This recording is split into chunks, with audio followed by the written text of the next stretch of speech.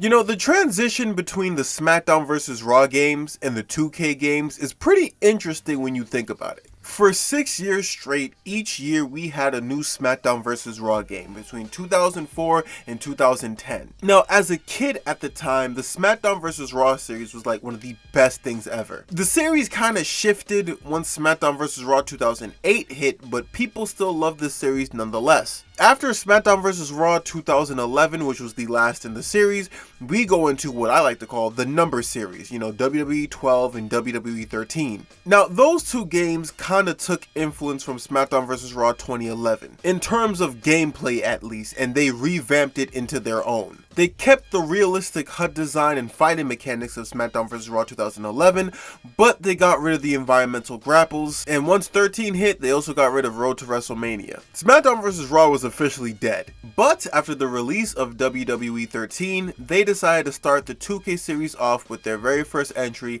WWE 2K14. Now, as I said, I love the SmackDown vs. Raw games as a kid, and I was kind of sad when they ended it and they moved on to 12 and 13, and the arrival of 2K14 basically solidified the end of the SmackDown vs. Raw series, like, for good. But I was happy with what I got, not just with 12 and 13, but the beginning of the 2K series. 2K14 was great. I fucking loved it. The 30 years of WrestleMania, the gameplay, the roster, everything about that game to me at the time, even up to now, was perfect. Yes, it had flaws that I notice now as an adult, but nonetheless, I was still excited to see what the 2K series had to offer with an introduction like 14. The entrances, the character designs, the championship belts, everything looked great and everything felt great. So you can imagine my excitement when I heard that we were getting 2K15, the second entry into the 2K series. WWE 2K15 was a wrestling game released on October of 2014. And what's special about this one in comparison to 14 or even 13 is that the year this came out, it was not only for older consoles like PS3 and Xbox 360, it was for the newer consoles at the time, Xbox One and PS4. Meaning two different versions of this game were to be released. One for the older consoles, PS3, another for the other consoles, PS4. Now, the thing with 2K15 in comparison to its predecessor 2K14 is it gets a lot of hell. A lot of people hate this game. A lot of people consider it worse than 14.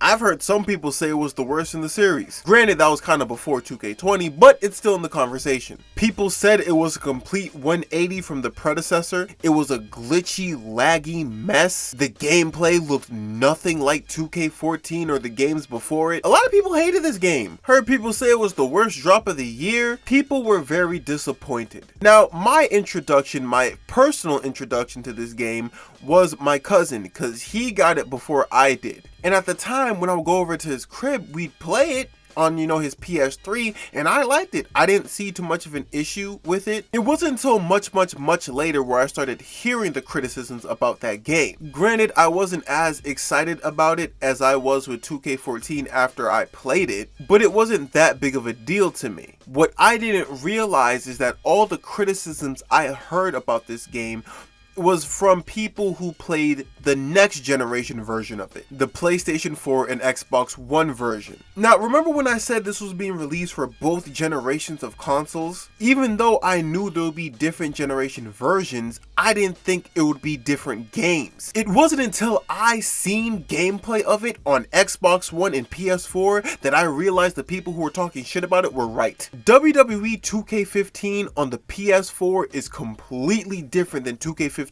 on the PS3. Like, it's ridiculous how different they are. And I'm not just talking about graphics, I'm talking about gameplay too. The glitches, the lagging, the addition of the chain wrestling system, the change in HUD and gameplay too. The gameplay, the actual combat and grappling mechanics was completely different. Not on the grounds of how you can perform them, but on the grounds of speed and execution. The next generation version of 2K15 looks like a way slower version of 2K15 on the PS3. They slowed down the pace of the game incredibly. Now, because of that revelation, it kind of ruined my opinion of 2K15 until I bought my own version for the PS3. And thankfully, in my opinion, nostalgia wasn't the only thing that carried my opinion of that game. The PS3 version of 2K15 is way better than the new generation version.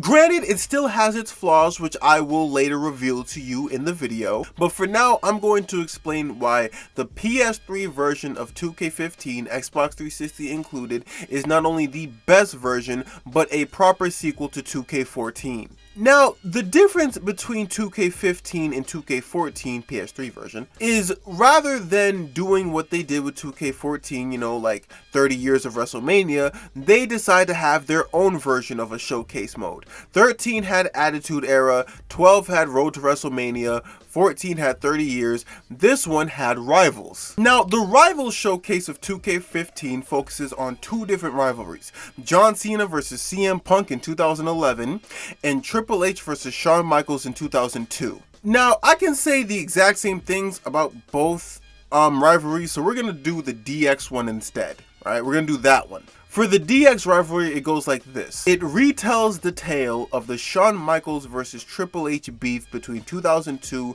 and technically 2004-5-ish. The showcase mode itself is between 2002 and 2004. Now, much like 14 and 13, the way they tell the story of Rivals in 2K15 is through both real-life clips and real-life promos at the time of the rivalry. They take interviews, TV segments, back and forth promos, and they dramatize it, put a narrator above it, music in the background, and they place it in between each playable mission. It's very straightforward but very dramatic, and I like it. It's suspenseful, it's dark, and most of all, it's exciting. Now for the DX feud, it all starts between Triple H and Shawn Michaels at SummerSlam of 2002. After getting a brief rundown of the introduction of Triple H and Shawn Michaels, after the creation of DX and their friendship, we fast forward to 2002, where the beginning of the rivalry starts. Shawn Michaels, after returning from back injury, is attacked by Triple H after faking a DX reunion. It all leads to an Extreme Rules match between Shawn Michaels and Triple H at SummerSlam of 2002. Now here we get into the actual gameplay of it. The game works like this. You have the match between Shawn and Triple H. Now you can just win outright and ignore all the other objectives.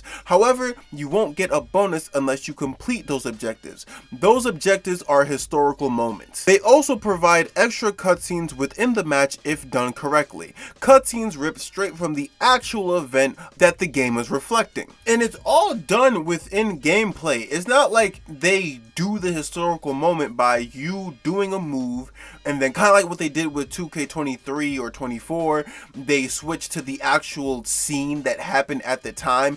It's all through the game. They perform the actual cutscene through these game models. And to me, it never really feels awkward. It never feels out of place. Now, the commentary might not have the same energy it had at the time of its release, mainly due to the fact that one half of that commentary isn't there, but it still serves its purpose, the scene I mean. You can also get a showcase moment like presented here, where you have to match a button prompt in order to perform a historical moment, making said historical moment playable. Now, after Shawn wins the match, Triple H attacks him out of anger. Sledgehammer to the back, Ric Flair style. Now, the following match in the showcase mode is Kane versus Triple H in a casket match on Monday Night Raw. Now, this match, this is another thing I liked about this showcase. When I realized we only had two rivalries to focus on, CM Punk, John Cena, and, you know, here DX, I was worried because I'm like, okay, well, how is this gonna work? Because for 2K14, we had 30 years of WrestleMania. That's so many stories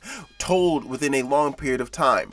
WWE 13, we had the Attitude Era. That is its own era in wrestling told within a certain period of time. For this one, I'm thinking they were only going to tell the story between two groups of people. Two groups of two individuals. The showcase mode allowed for multiple chances of character unlocks, arena unlocks, outfits, championships, you name it. Because it's not just those two people involved in this rivalry, they also showcase matches they had with other people that would involve the other person they're beefing with. I'm going to use this match as an example because I'm kind of rambling, alright, so let me sum it up. In this match, you have Kane versus Triple H in a casket match. The reason why this involves Shawn Michaels is because in the middle of the match, when Triple H is about to roll Kane into the casket, he tells the referee to lift it. Shawn Michaels Michaels is hiding in that casket. So when the ref lifts it up, Shawn comes out the casket and beats Triple H's ass, hits him with the sweet chin music, throws the rights, the lefts, everything. Now Kane, which is the playable character in this mission, he's basically given the win because now he can roll Triple H into the casket after Shawn Michaels done killed him. Kane ends up winning the match due to Shawn Michaels' interference. You see where I'm getting at? Even though this was a Kane mission where you play as Kane versus Triple H, this applies to the showcase because it's just another example of how Shawn Michaels managed to get a one-up over Triple H throughout their feud, interfering in one of his matches. And they do it for the John Cena and CM Punk one too. Alberto Del Rio gets involved, Triple H gets involved. In this one, you have Booker T and Rob Van Dam showcased throughout this showcase, as well as Chris Jericho. Multiple people in arenas make their appearances in both showcases, and I love it. Now, to sum up the DX feud, it ends between Shawn Michaels and Triple H in a Hell in a Cell match at Bad Blood 2004. A match which Triple H wins. Thus is the end of the DX section of the Rivalry showcase. Now, out of the two showcase modes, this feud was my favorite. Mainly because with the CM Punk and John Cena rivalry, I felt like it was a little too recent. Because at the time this game came out in 2014 and their rivalry was like 2011, 2012. So that's like 2 or 3 years prior. It was still fairly fresh. I feel like they should have did an earlier rivalry. Because for example, John Cena, he's the cover of the game, right? If you want to use him for a showcase, you could have gone with, I don't know, the rivalry between him and Batista in 2008, the rivalry between him and Randy Orton between 2007 up to like 2009, because at the time they were still kind of beefing. Like, he was the World Heavyweight Champion at the time, Randy was WWE Champion. They had another round between each other in their rivalry. You couldn't do John Cena versus Shawn Michaels in 2007 because they kind of already did that in 2K14, but the point is, I feel like they could have found something like maybe a couple years earlier than the CM Punk one. And that's not to say I didn't like it, because hey, shit, I like John Cena and I like CM Punk. I just felt like the rivalry was too recent to use. And on the other hand, we have the DX feud. The reason why I like that one better, another reason, was because due to it being older, we got to visit an earlier part in time. The WWE in 2011 still kind of felt the same as the WWE in 2014, which was the year this game came out. So being able to go back to like the Ruthless Aggression era of Raw, seeing older characters like Rob Van Dam, Booker T, Chris Jericho, Evolution version of Batista, Evolution version of Randy Orton, Ric Flair. It was fun. It was a fun trip back in time. I also enjoyed the unlockables more because, much like revisiting that point in time, you can unlock that point in time to use throughout the game. Characters like Rob Van Dam, arenas like the Raw 2002 set, stables like Evolution. And as a DX fan, it was kind of fun seeing all the shit that they went through up until their reunion of 2006. They didn't really show that at the end, you know, because it ended at 2004. The showcase, I mean, it stopped after Bad Blood 2004, but it was so fun seeing their little beef before they became best friends again 2 years later. The showcase mode was fun, and it surprised me with how much variety it had. Next, we have another technical showcase mode, Who Got Next. The Who Got Next mode is the NXT version of showcase mode. In this game, we finally get an official introduction to some of the NXT superstars / a few stars of tomorrow, which is cool because in like 13 or 14 or 12, there was the NXT arena, but the game didn't really focus too much on NXT up until 2K15. Now, in my opinion, it's not as impressive as showcase mode. Unlike the showcase mode, there aren't really any stories being told between these guys. You play as a collection of 5 different NXT superstars, each with their own batch of wrestlers you need to defeat in order to move on to the next NXT superstar and do the exact same thing. There are a few historical moments here and there, you know, like cinematic cutscenes, but to me, I wasn't really that impressed. I didn't care that much. It's fun seeing how some of the superstars superstars that we have in NXT or even the game 2K15 grew into what they are today. I mean, shit, look at Sami Zayn. This is Sami Zayn's official introduction to the WWE games, and looking at him now, it's great. You know, him with the bloodline. He's currently Intercontinental Champion. He beat Gunther at WrestleMania 40. It's fun seeing how his career turned out after being introduced to him here. Same thing with guys like Corey Graves and Bo Dallas. Like, I remember when Bo first came to Raw and SmackDown, when he was doing the whole Bo leaving yourself thing. It's funny seeing how they started. But other than that, I didn't really care too much for it. Not for anything specific necessarily, like I wasn't a fan of them or NXT. It was more so how the game handled it. It's like they treated it like a kindergarten version of Showcase. And I get that's kind of what NXT is. It's like it's showing you the up and coming stars of tomorrow. But I wish they gave it more of a story. I wish it kind of gave them the same love they gave the Showcase mode. Because for NXT, Who Got Next NXT, it was kind of repetitive. But it did have something that I think you might like. Proving Ground. If you like Defeat the Streak in 2K14, you're gonna like Proving Ground in Who Got Next. It works exactly the same. You have to play as one of the 5 NXT superstars that you play as in Who Got Next, and you need to defeat John Cena. Now, if you defeat John Cena as all 5 of them, you'll be able to play this mode with the entire roster. I like this. I love the whole Defeat the Streak thing in 2K14, and I wanted to see what they would do next in the next one. And seeing what they did here, I think it was pretty clever. A star for tomorrow needs to defeat the star of today in order to become legendary. I loved it. Now, Showcase mode and Who Got Next aside, now I want to talk into the actual gameplay. The gameplay to me is the best part of this game. Why? Because it's exactly the same as 2K14, which is crazy because remember how I said the gameplay was kind of the thing that kind of fucked with people with 2K15? It was the glitches, the lagging, and the gameplay system. It's completely different here. It's the same shit as 2K14, which is good because 2K14's fighting style was great. It's so fast-paced and arcadey. The gameplay I liked in 12, 13, 2K14, even SmackDown vs. Raw 2011, this game had the same feeling, gameplay-wise at least. It's very on your toes. It also has the same game modes as 2K14, Last Man Standing, I Quit, Backstage Brawls, Inferno Match, Hell in a Cell, Money in the Bank, you name it. One thing I will say that kind of bothered me is in Showcase mode, there was a casket match between Kane and Triple H. They didn't add that in this one, which makes no sense because it's like, okay, you clearly have the game mechanics for it as you showed in Showcase. Why didn't you make it an official match?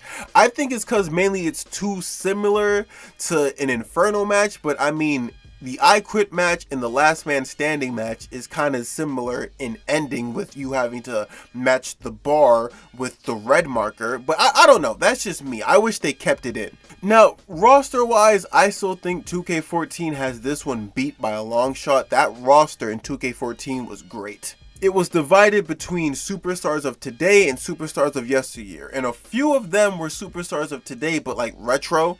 2K15, they have a few retro slots, but nothing too crazy. Hell, some of the slots were taken up because they used a quote-unquote retro superstar, which is really a year before the current one they had in this one. It was weird. Like, they had CM Punk, and they also had CM Punk 2011 to 12.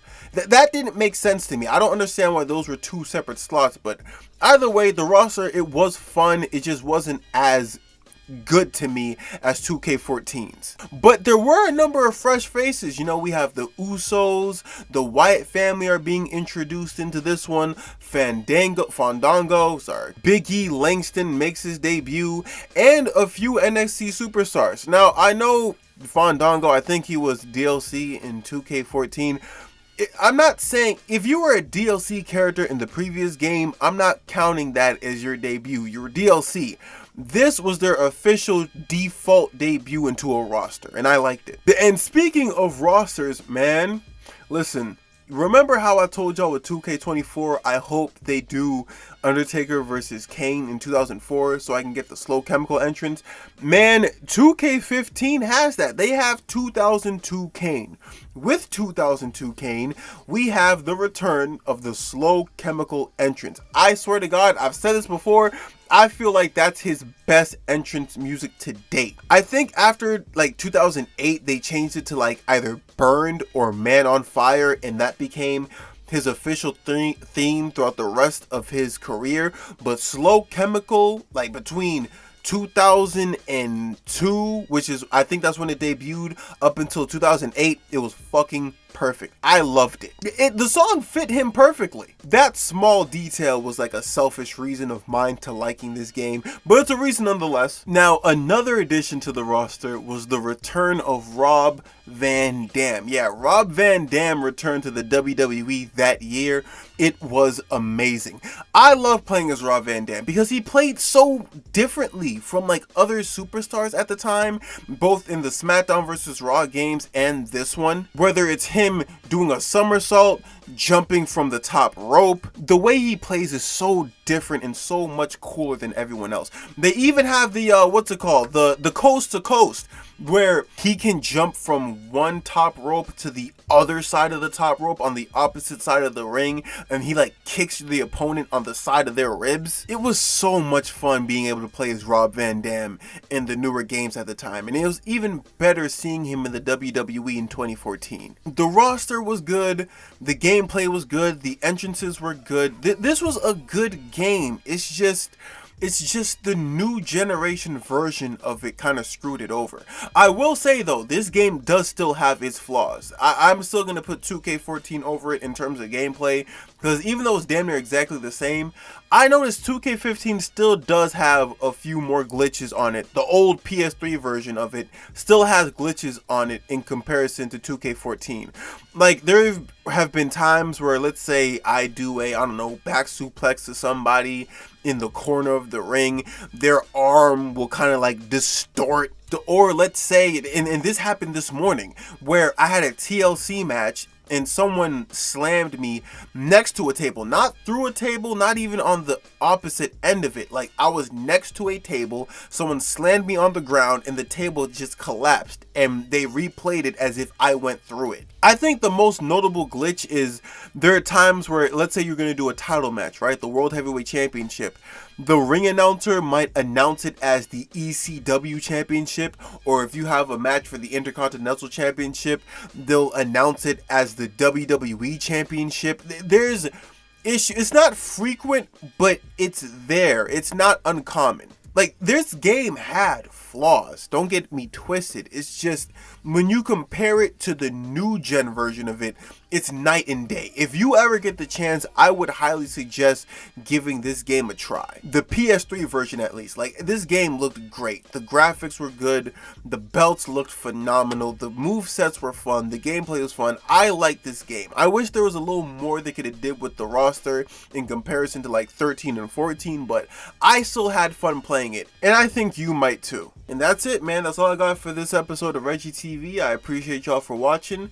What else am I gonna do? I know I said I wanted to do like a SmackDown vs. Raw 2008 video around the end of the month, but I wanted to get this one out the way first. Mainly because, well, number one, I think it's kind of easier to record because I've been playing a lot more 2K15 than SmackDown vs. Raw 08. I want to make sure the memory I have of the game is fresh before I do a video on it. Like, I want to play it like religiously. So I'll probably get started on that. I'll either do that or a Watch Dogs 2 video, the GTA 6 video. I'll figure it out. But so far, this is what I got. I appreciate y'all for watching Reggie TV, and I'm out.